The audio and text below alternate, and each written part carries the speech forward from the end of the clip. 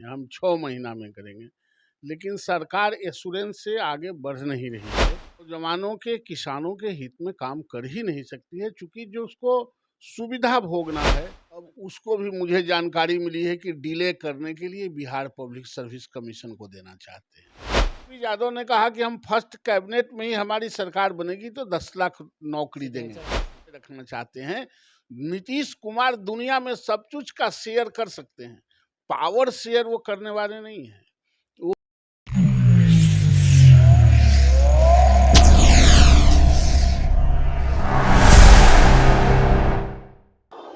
अभी हम BJP MLC Naval Kishore Yadav ji के घर पे आए हुए हैं, ऑफिस में नहीं, घर पे आकर आज कुछ जानकारी लेना है। इन जो विधानसभा विधान परिषद में बहुत दिनों से चल रहा है सेशन, 1 महीने का होता है, आप लोग जानते हैं। बिहार का एक बड़ी मुद्दा है रोजगार, नौकरी। सर भी आवाज उठाते रहते हैं और मैं सर का एक बार फिर से धन्यवाद करना चाहूंगा कि बार बार युवाओं के लिए आवाज उठाते हैं। जो लोग आवाज भी उठाते भी हैं आजकल, तो उनपे FIR भी हो जा रहा है, जैसा कि आप लोग भी जानते हैं। सर एक बात बतलाइएगा कि इन सेशन में युवाओं के लिए कुछ विशेष हुआ भी या फिर नहीं हुआ, इससे स्टार्ट करते हैं। देखिए, सरकार सिर्फ एश्योरेंस देती है कि हम कर रहे हैं, हम 2 महीना में करेंगे, हम 6 महीना में करेंगे, लेकिन सरकार एश्योरेंस से आगे बढ़ नहीं रही है।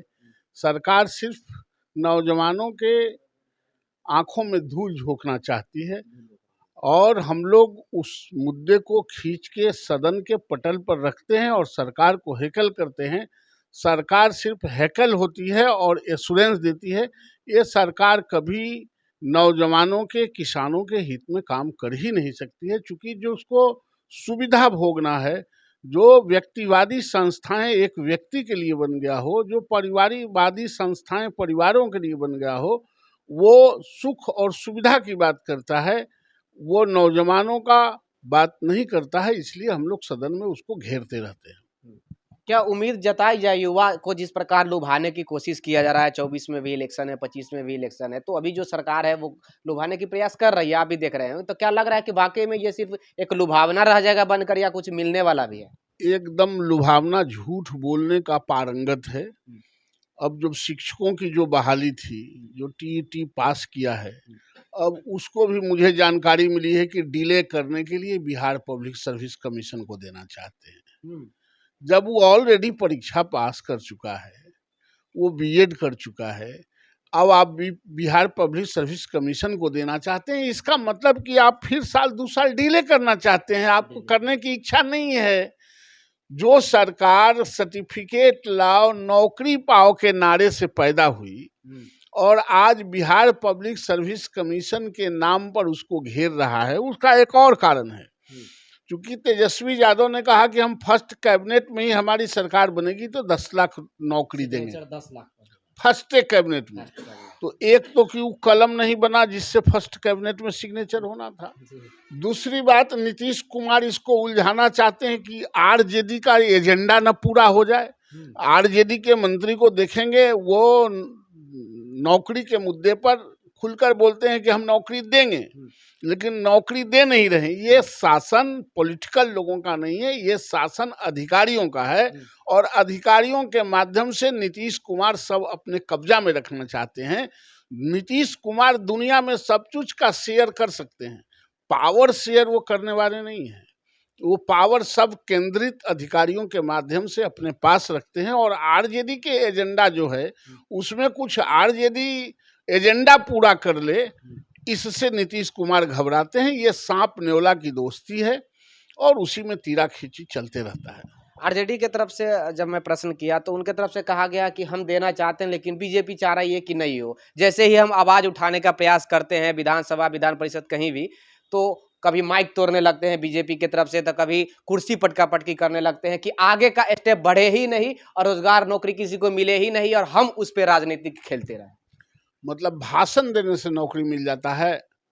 क्या कहना चाहते हैं कि सदन में वो बोल, वही तो मैं भी कह रहा हूँ कि सदन में वो एश्योरेंस देते हैं। यहाँ जरूरत नौकरी का है, आप कर रहे हैं एश्योरेंस, तो इसमें भारतीय जनता पार्टी पैर पकड़ के खड़ा है कि आप मत दीजिए नौकरी। अरे आपका एजेंडा है कि हम 10 लाख के देंगे, बाद में नीतीश कुमार जी ने उसको संशोधन करके 20 लाख कर दिया, तो रोक कौन रहा है? भारतीय जनता पार्टी के कहने पर नीतीश जी सरकार चला रहे हैं या तेजस्वी चला रहे हैं? हम तो प्रतिपक्ष में हैं। जो बातें छूटेंगी उन बातों को खींच के लाना मेरा दायित्व है। हमेशा प्रतिपक्ष का काम है हाथ में आईना लेके रूलिंग पार्टी के चेहरा को दिखलाते रहना है कि आप जरा अपना मुखड़ा भी देख लीजिए कि आप कहाँ खड़ा हैं। तो मैं करता हूँ। कल संजय जायसवाल जी का प्रेस कॉन्फ्रेंस हुआ, उसमें उन्होंने कहा कि जो एमएलसी का जो चुनाव होने वाला है उसमें बिहार के तमाम शिक्षक हमें सपोर्ट करें, जिताने का काम करें, हम उनके लिए आगे काम करेंगे। तो ये किस प्रकार के काम है? नहीं, किस प्रकार के काम नहीं, जो उनके एजेंडा है। जो आरजेडी ने कहा था चुनाव में कि समान काम का समान वेतन देंगे, तो उन्होंने दिया नहीं। इवन जो नियोजित शिक्षक हैं उनको मेडिकल लाभ भी नहीं मिलता है। मैंने अभी सवाल उठाया था। और 3.5 लाख शिक्षकों की अभी बहाली होनी है, तो ये तो सरकार करेगी नहीं। तो आपने एक बड़ी प्रश्न उठा दिया कि बिहार लोक सेवा के आयोग से लिया गया। मुझे जानकारी है, अभी वो पब्लिक डोमेन में नहीं आया है, लेकिन मुझे नहीं करते। अब शिक्षा मंत्री जो बात करेंगे वही अंतिम बात नहीं है। हम लोग भी इससे जुड़े हुए हैं, हम लोग जानते हैं। आपसे विशेष कोई नहीं जान सकता है। तो इसलिए वो करना नहीं चाहते हैं।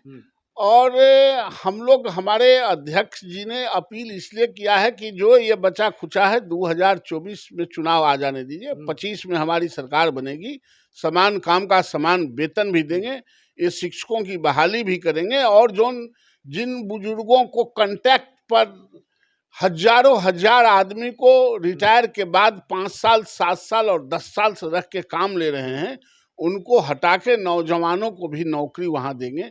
ये हमारे संजय जायसवाल जी कहना चाहते थे कि हम आप ही के हैं, आप भी हमारे रहिए। तो अभी ना महागठबंधन की सरकार बनी, अभी से कुछ दिन पहले 8 महीना पहले तो एनडीए की थी सरकार। एनडीए की थी, लेकिन शिक्षा विभाग हमेशा नीतीश कुमार के साथ रहा है ना, हमारे साथ नहीं रहा है। मतलब नीतीश जी चलने नहीं दे रहे हैं। नहीं, नीतीश जी चलने दे। इसीलिए जब तक हम लोग सवाल शिक्षा के मामले पर, शराब के मामले पर उठाते रहे, इसीलिए ना डर से भागे हैं वहां। उनसे उनको बड़ी मुहब्बत है। हम लोग यहाँ तंग करते थे कि नहीं, जो कमिटमेंट है कमिटमेंट पर काम करना। हाँ, तो वो समझ गए कि अब हम आंख में धूल भारतीय जनता पार्टी को नहीं झोंक सकते हैं, इसलिए सांप और नेवला की दोस्ती किया है उन्होंने। ना कोई मैसेज बिहार के शिक्षकों के लिए, आप शिक्षक नेता हैं, शिक्षकों के लिए, बिहार के युवाओं के लिए जो वाकई में शिक्षक बनना चाहते हैं उनके लिए कुछ मैसेज? शिक्षकों और नौजवानों को अगर अपनी जिंदगी संवारना है तो ये व्यक्तिवादियों की सरकार, परिवारवादियों की सरकार, घोटालाबाजों की सरकार, झूठ बोलने की प्रकाष्ठा वाली सरकार को जड़ मूंछ से कबाड़ के फेंक देना और भारतीय जनता पार्टी को स्थापित करना है। एक ही विकल्प है। अभी आपने एक बात बताया कि हमारी सरकार 25 में बनती है तो हम जो भी है रेगुलर सर्विस देंगे, चाहे जो भी है हम बहाली करेंगे, जो भी आपने अभी बताया। ओपीएस का तो सबसे पहले बीजेपी हटाने का काम की थी। नहीं, वो जो बात गई तो अब रोक कौन रहा है करने के लिए? आप ओपीएस भी देने जा रहे हैं। जितनी सुविधाएं होगी देंगे। और आपने कहा कि बीजेपी की सरकार 25 में बनेगी, तब बनेगी नहीं, बनेगी ही। बात तो वही हुई कि अगर बनती है तो सारा सुविधा अगर हटा दीजिए, बनती ही है, बनेगी ही। चलिए सर, बनेगी अगर बीजेपी की सरकार 25 में बनेगी ही, सरकार का कहना है कि बनेगी ही, तो जितनी भी सुविधाएं हम देने का प्रयास करेंगे, रेगुलर बेसिस पे, कॉन्ट्रैक्ट बेसिस खत्म किया जाएगा, रेगुलर बेसिस पे सर्विस देने का प्रयास करेंगे। तमाम जो शिक्षक अभ्यर्थी है उनको खुश करने का काम करेंगे, नियोजित शिक्षकों के लिए खुश करने का काम करेंगे। विशेष जानकारी के लिए वैसे जुड़े हुए रहेंगे। कैमरामैन राजेश राज के साथ मैं भी